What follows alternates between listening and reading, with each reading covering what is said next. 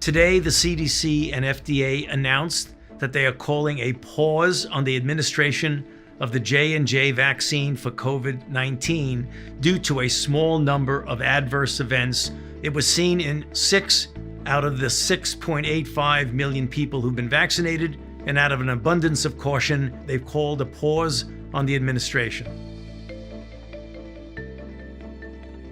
There are a couple of reasons to do that. The first is to investigate this a bit further, and the second is to alert the clinicians out there when someone comes in with these types of symptoms to ask them if they have a history of a recent vaccination.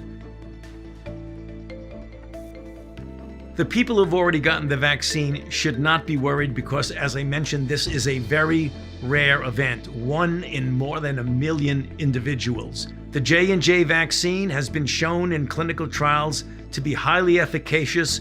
What we're talking about now has nothing to do with the efficacy of the vaccine.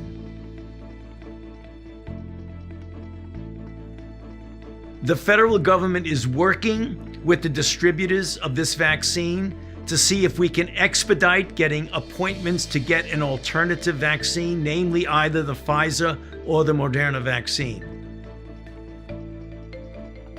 Over 120 million people have received at least 1 dose of the vaccines. Out of that 120 million, only a small proportion, 6.85 million, are J&J. All the rest are either Moderna and Pfizer. There have been no signals that there's any concern about adverse events among those tens of millions of people.